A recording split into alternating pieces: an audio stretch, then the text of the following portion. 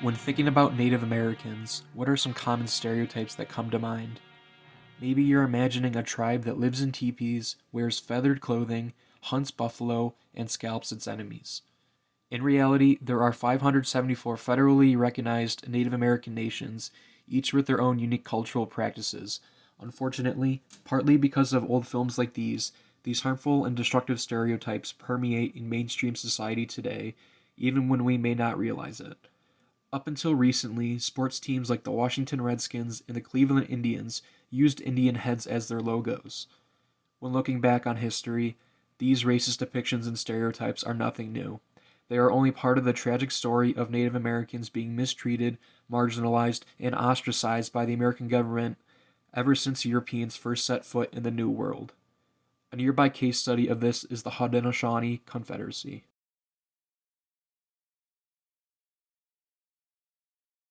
The Haudenosaunee Confederacy, also known as the Iroquois, is a well-known Native American nation.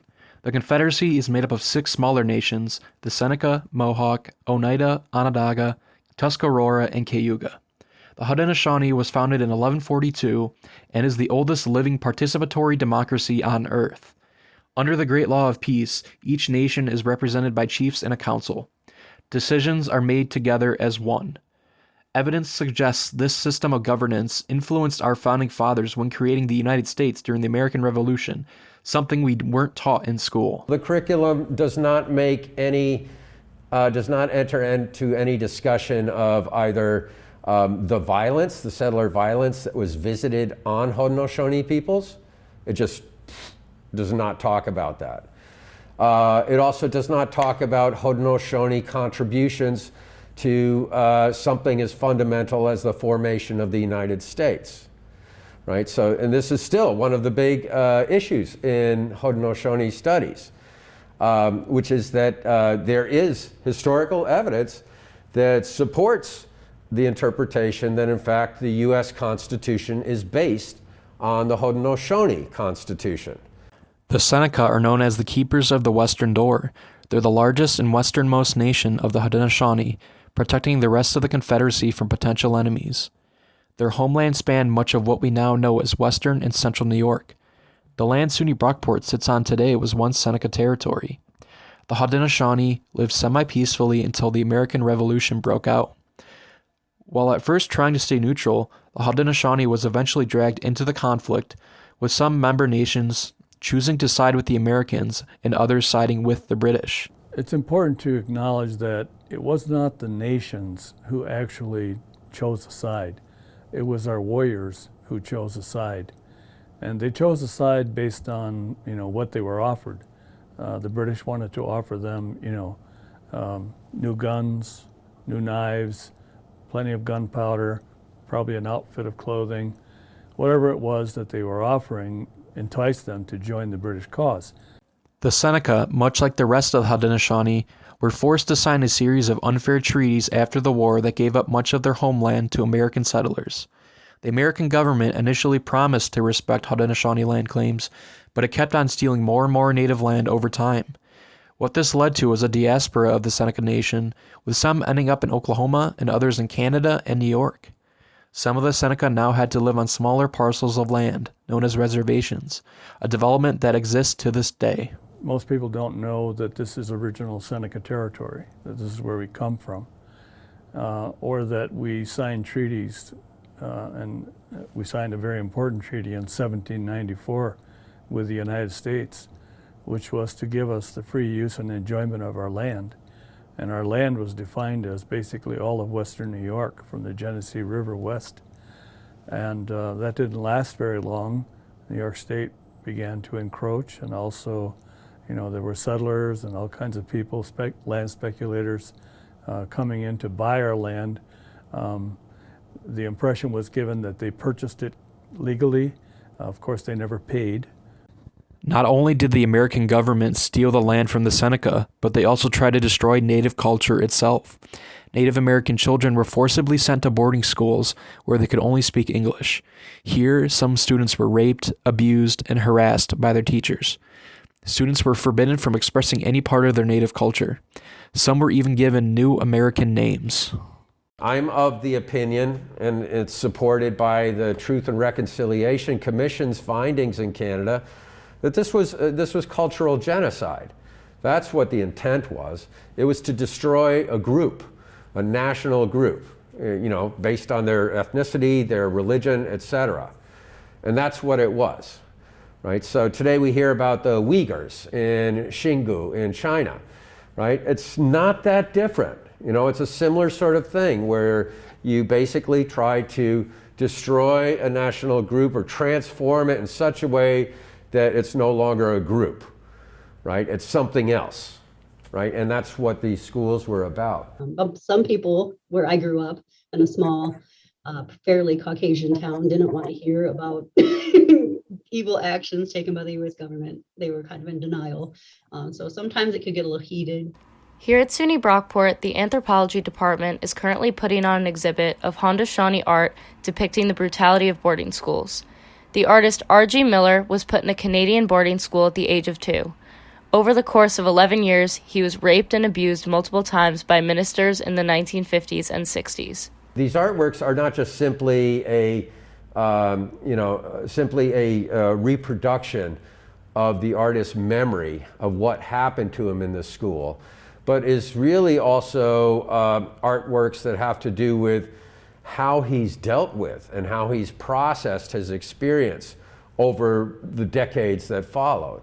And then next to it is another portrait, a different viewpoint of the Mohawk Chapel with children kneeling and sort of slowly disappearing up into heaven, right? And that all has to do with the artist's perspective, which was that the way this genocide was carried out was not so much through physical violence, right? They didn't just physically kill Native people, and they couldn't fully assimilate them either, right? So the idea is that by abusing them, by feeding them very bad, unnutritious food, physically abusing them, but sexually, psychologically abusing them as well, that this was the way to get rid of them. So I often think of a quote by Roland Christian, he's now a professor out in Nova Scotia, but he's from Six Nations, he's Oneida, and he's written extensively on Indian residential schools. And he begins his book, The Circle Game, with a question. What if the Holocaust never ended? What if it became part of everyday life? Right? And his argument is that's what happens with the residential schools. It never ended. Years later, Native Americans are still being mistreated in mainstream society today and can feel the longing effects of settler colonialism, institutionalized racism, and cultural misappropriation. We often see the use of cultural misappropriation through sports teams using Native American logos and people wearing sacred clothing such as headdresses. I think appropriation versus appreciation. To the Native person, you're appropriating and offending, and to the non-Native person, you're appreciating. And I also understand that Native people are the only race represented as a mascot. So you're putting us in a category of often animals, and we're not animals, we're human beings. So it's a pretty simple answer to me. Stop, find a new mascot, find something that's significant to your community, whether, it's something made up. Even through years of assimilation, a rich culture is still present in today's society through Native Americans' resiliency to keep their culture alive. The Cultural Historic Preservation Director for the Seneca Cayuga Tribe in Oklahoma, William Tarrant, has worked with his community to keep religious traditions a part of everyday life. We don't have a reservation. We never did. When we were moved here, they did what was called allotments. And then they did what was called checkerboarding. So like when you got an allotment, you got so much land, a mule, some sugar, some material, some coffee. And then the checkerboarding, just like a checkerboard, we got the red squares and then non-Native people got the black squares. And that was an attempt at assimilation. way I explain it, I always kind of look at Oklahoma, especially our little Ottawa County and northern Delaware County, and we're up in the very northeast corner of Oklahoma. That was the first concentration camp. There's 9 tribes in a small county, and we believe that was, was an attempt at assimilation to where we'd all get mixed up, we'd lose our religions, and which most of the tribes did, except us. We kind of went underground, I guess you could say. Janos Bowen has also worked with her community to preserve the Seneca language through her role as the Seneca Allegheny Reservation Language Director. I can only speak for myself, but for me, it's all tied to sovereignty, whether it's individual sovereignty, nation sovereignty. I don't know. I can't see, especially Haudenosaunee people, if you've ever studied their history in New York State, even, or even globally, the way they fought for indigenous rights, even at the UN level. It's all tied to sovereignty. It really is that important because it's so much of a piece of exerting your uniqueness in the world and why your way of thinking is important. Gabrielle Papa works at Ganonigan, a historic site in Ontario County, New York, aimed to preserve and educate on Seneca history. She is a historic interpreter and social media coordinator. Throughout the pandemic, I have become our virtual programming coordinator so that we can help educators educate about our history through virtual programming. Colonization has a devastating effect on the Native community. The Seneca became displaced following the Revolutionary War. They were forced into signing treaties and had to give up a large portion of their land. There was an attempt to wipe Native culture from the ether. I guess we're always doing something to preserve identity, but also Ganondigan is a historically significant place. And so a lot of our focus here has always been history. And with the social climate of the world today, there has been a lot of organizations and schools that are reaching out, looking for information, but also wanting to understand how to address certain topics. So a lot of our focus lately has been with land acknowledgement and how to provide or educate about Native communities. I also work with, I just recently was asked to work with Salamanca City Central School District, which is the only high school in the entire country on a American Indian reservation. I hate saying that, but on a reservation. And so my job there is to work with a team called NACT, the Native American Curriculum Team, and we are writing accurate and appropriate curriculum pertaining to language, culture, and history. Today, many tribes reside on reservations, which is federally recognized as native land. These communities often deal with issues such as lack of resources that are supposed to be subsidized by the government. Gabrielle touches on her experiences growing up on the Seneca Allegheny Reservation. I'm very connected with my family, and so I now spend half of my time on the Seneca Allegheny Reservation, the Ohio, which is where I grew up, and half of my time here. So I am very, very involved in both worlds, and the more that I go home, the more it calls me back. It's a different world. Here, people don't know you. They don't know who you are. You could go to Wegmans, you might run into someone that you know. And there, everybody knows everybody. You are in really close contact with your family. My family growing up, my aunt lived next to me, my aunt, uncle, and my grandparents lived around the corner. So it seems like a dream, but having that close relationship and having your family, when your family starts to face those issues, it hits closer to home every time. A casino was built on the Allegheny Reservation, which is a good way to bring income into the community, but it comes with a cost. So there was a lot of talk about things that would come with that casino, other than money. I always heard about drugs and alcohol and sex workers and sex abuse, and I knew what that was, but I was young. And now I am 25, and I would say once a month, someone that I grew up with is overdosing or dying. You shouldn't laugh about that, but it's so real, it's hard to understand how quickly it has impacted our community. And that's one of the really big issues that we're trying to understand. There is an effort within the community. I don't always like to focus on the negative. There's an agency through the government, the Seneca Nation government, called Seneca Strong. And they are working, it's peer advocates that are working to try to help with those issues, providing counseling and just being supportive to one another. Casinos are not the main reason these issues exist. It promotes behaviors that stem from generational trauma and lack of resources. According to the American Addiction Center, the rate of past month and past year alcohol use among Native Americans is higher than any other ethnic group. 3 in 10 Native American young adults report binge drinking and heavy alcohol use. 1 in 10 have alcohol abuse disorder. COVID has also taken its toll on the reservations. It's definitely impacted the community.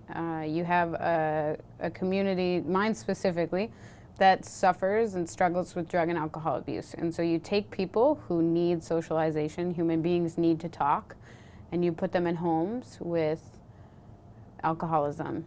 And that comes from that historical trauma of being in boarding schools, having, you know, certain people, maybe their great-grandfather was in a boarding school, and so that person maybe was sexually assaulted or physically assaulted, and then they had children. And so there's like a lack of nurture that existed, so then maybe that child will become an alcoholic, and then they'll have children, and then those children aren't getting that proper love.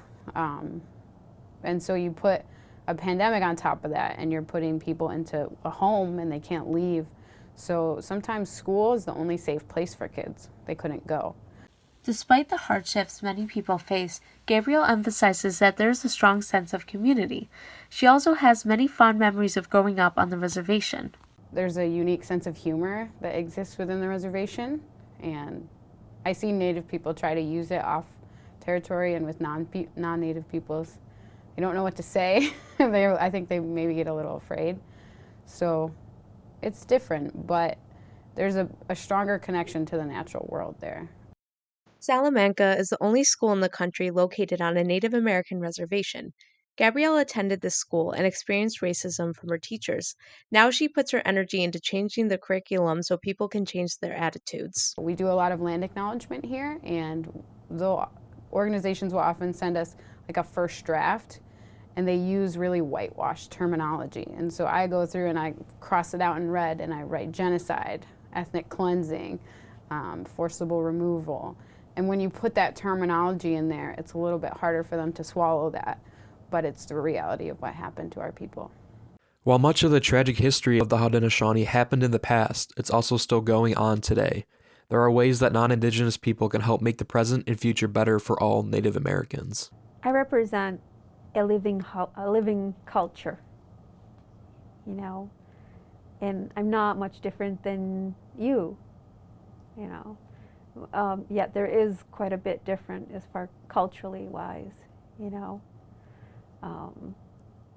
And I would like to share my life, and I would like to learn from your life. Just like any other human being or any other living being, that we aren't always going to look the way you want us to look. We aren't always going to sound the way you want us to.